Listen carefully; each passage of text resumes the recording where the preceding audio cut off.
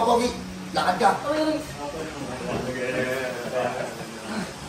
Yan kasi yung mga binibigyan natin. Yung mga ganyan na pamatay. Kaya naman pa rin ako eh. Kasama siya eh. Yan, kaya drama, yokong-yoko. Ang drama, no? Abangan niyo yan. Sakit! Masakit talaga.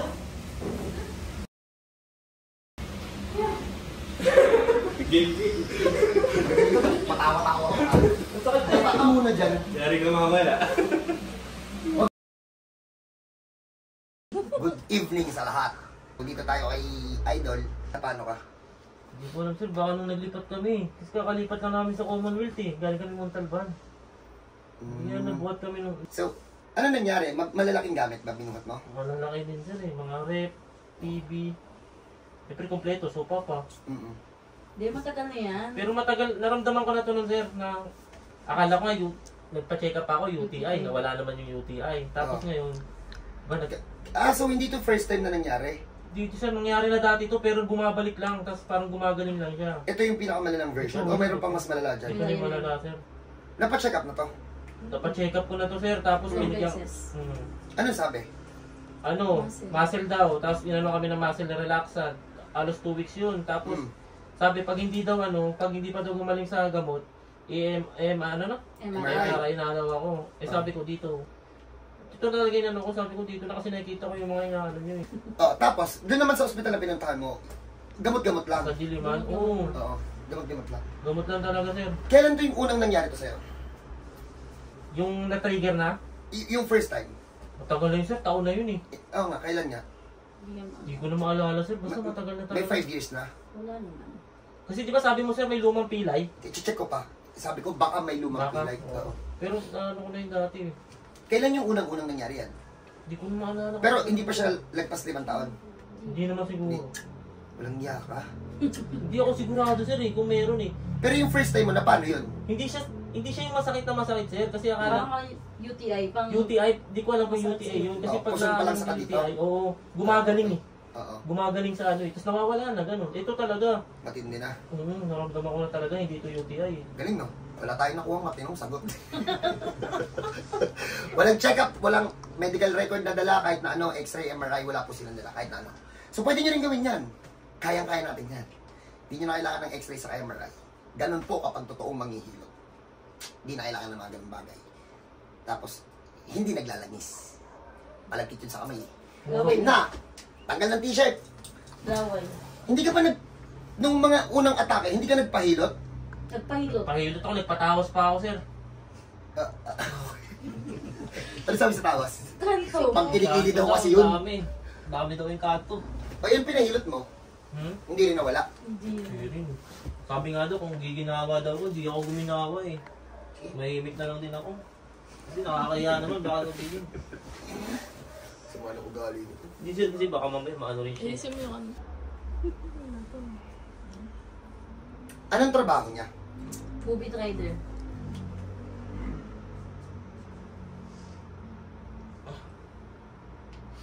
Pogi, napakababaw ng sakit mo. Ano lang, ipahinga mo to, wag mo, may trabaho ka. Move it, freelance naman siya ng trabaho. Oo, sure. Call center. Oo nga. Kaya mo siya pagpahingahin, let's say, 1 month. Kasi pag hindi nyo to pinahinga, at after nitong hilot, pinagtrabaho mo siya, malambot pa to after eh. Masasayang pera nyo dito. Pero sir, yung mga buhat-buhat sir ng mga ano? Kung magpapahinga ka ng 1 month, titigas na to sa loob. Kumbaga magbaback to normal na siya. Pero hindi ako pwede bumuhat sir ng bigat. Bawal muna. Hindi ka nga muna magtatrabaho isang buwan. Kasi nagpapabalik-balik eh. Matagtag yun. Oo, matatagtag siya. Tapos kapag yung customer na, move it ba, move it? Eh paano kung magpadala, mabigat? Kaya nga. O no choice siya, kundi bubuhatin niya. Patibayin niyo muna to. Kasi kung hindi niyo to ipapahinga, kung pagkatapos ng hilot, ikikilos lang din agad. Bumili ka na ng lubid. Yung itsura niya naman kanina, malapit nang mamatay yung itsura, di ba? Tapos naman sa ibo.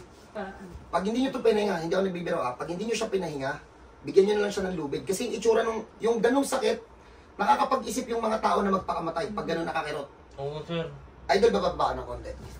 Bigyan nyo na lang siya ng lubid pag hindi nyo siya pinahinga. Bababa ka pa konti.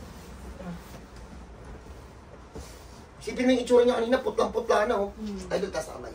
Sinabi ko na eh. Nanawa ko yun eh. Nahihirapan na ako. Ipapahinga lang to, idol. Aayusin ko, tapos ipahinga mo muna. Para tumibay lang ulit sa loob. Okay, sir.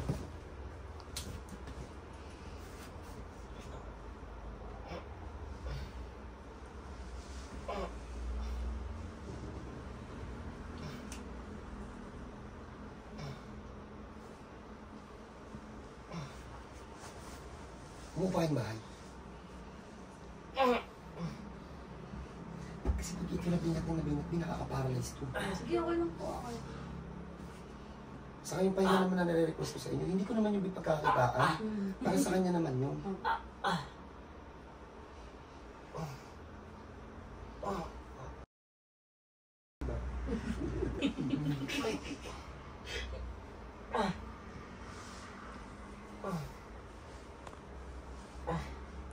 Ano lang mo?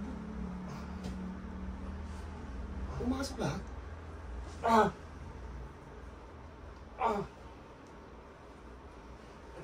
Pogi, magbigay ka sa akin ng ano, tenurity nung tagal ng sakit mo. Tenurity na, tagal pa.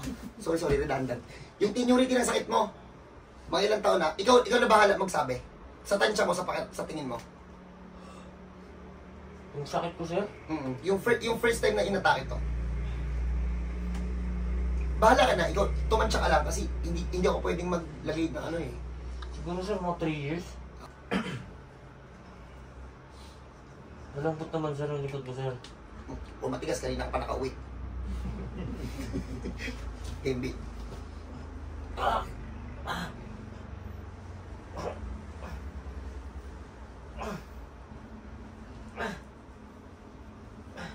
Hindi ka makaihi, no? Hirap ako maibigay. Yung tinamaan mo, yung nabaklas mo, yung connected pa rin sa ano, private part. Kamusta pag dumi? Hirap din. Hirap din ako, sir. Hindi, mabilis na kapag ano kasi yuko ako eh. Kung yuko ako. Dali mo, nagsasalita ka pa. Hindi naman sakit. Ang drama ng lakad mo kanina, dalang-dala. Dapat niyuko mo pa. Hindi kapag napalabas ako, nakayuko-yuko yan. Pag galing akong kwarto. Masakit kasi talaga yun, ma'am. Hindi niya yung drama. Masakit talaga yun. Drama. Hindi ka malakas ako. Guminawal ako ng konti pag lilinisin ako niyan. Pababa. Tanggal. Gawin nga wala ng konti. Siya na maghugas ulit. Pero mga ganun, sir, okay lang yun, mga hugas-hugas. Okay lang. Kuya, marap ka dito. Baka naman kasi binubuhat ko to si ate. Hindi ako nakaya. Pero binubuhat ko siya. Hindi. Baliktad.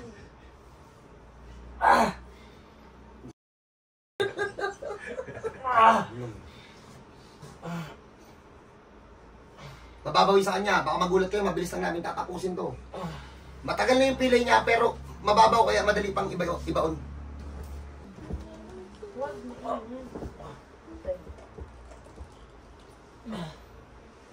Wag, dalawa lang, dalawa lang. Bing, isa ba? Itong dalawa lang.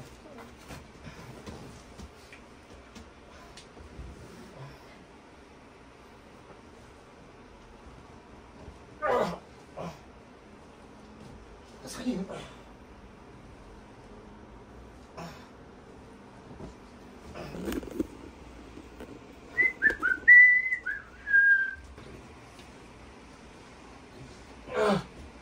May blue yan. Kasi susunod isip siya.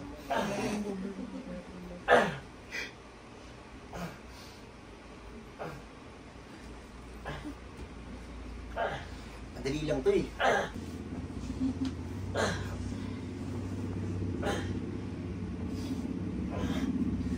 Ano, dyan na muna kayo ha, medyo iaayos ko lang.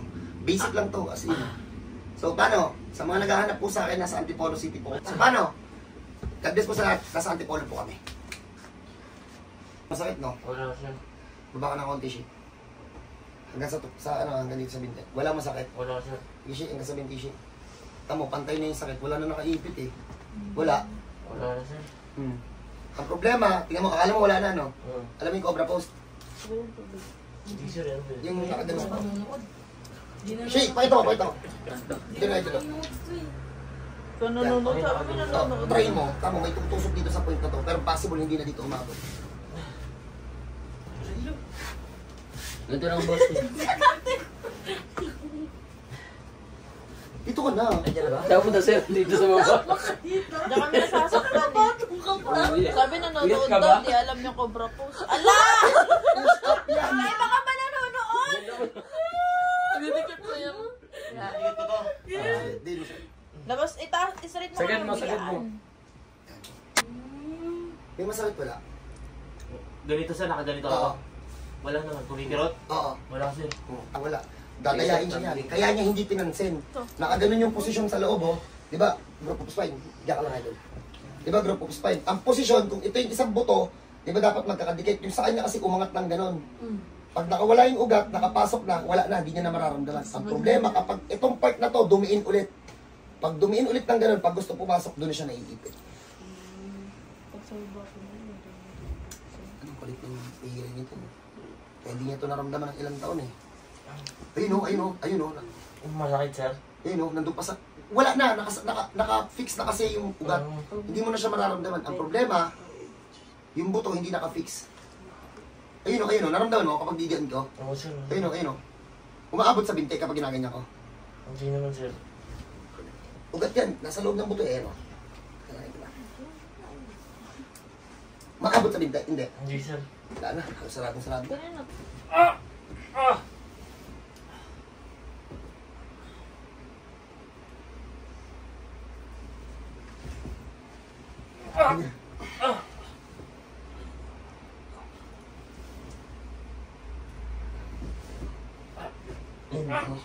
O, kumulik pa.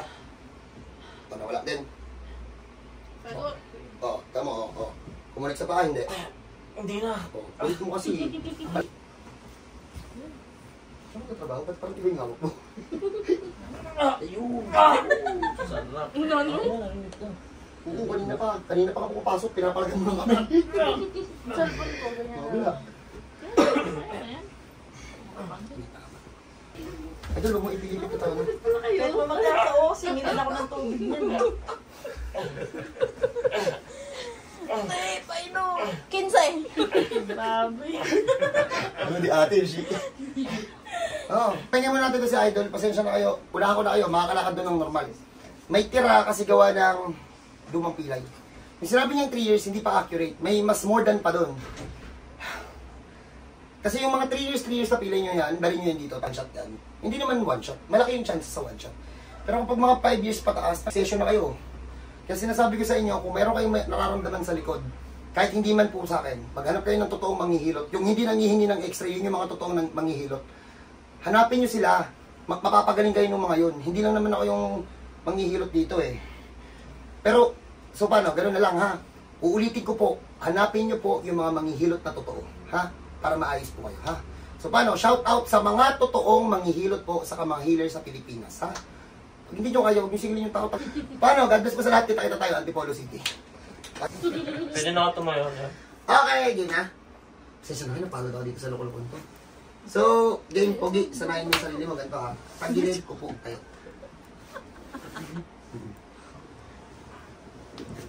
Dinidiin nyo na yung, yung kanina yung masakit. Pagpahingayin muna namin, mamaya, we will show you ano yung naging epekto ng hilot doon sa ginawa namin. God bless po sa lahat. Tsaka siguro nasanay siya, no? Napobia lang siya. Hindi siya nasanay. Takot. Pagka mo nag-expect pa ng sakit.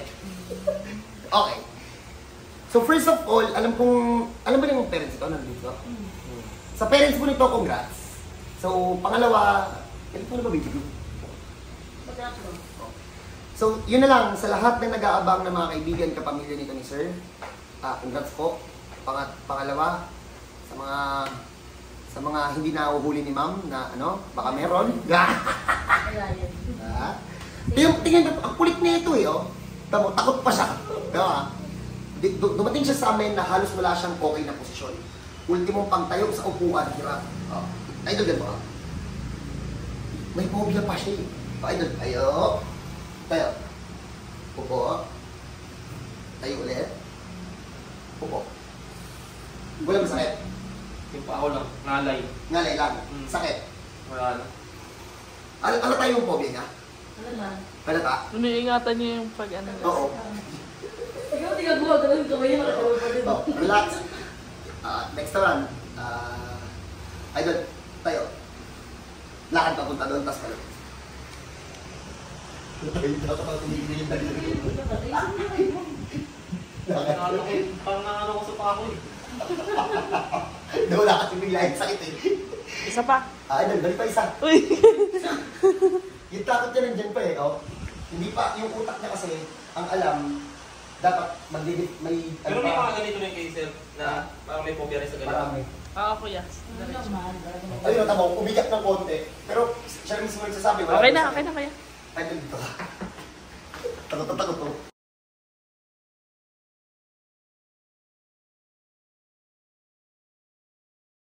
No. No, ganun nga siya, naka-chest out.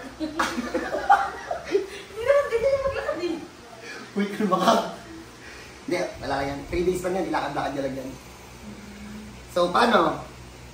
Wala tong check-up. Hindi namin alam kung anong tawag sa sakit niya. Basta pilipit. Saka pakuba. Pag may ganun kayong case, dali niyo na lang po dito. Welcome po kayo sa amin. Ano to? 3 years daw yung sakit. 2 weeks. Narinig niyo naman yung kwento pabalik-balik. Pag may ganun kayong case, welcome po kayo dito. Kahit wala po kayong dalang x-ray sa MRI.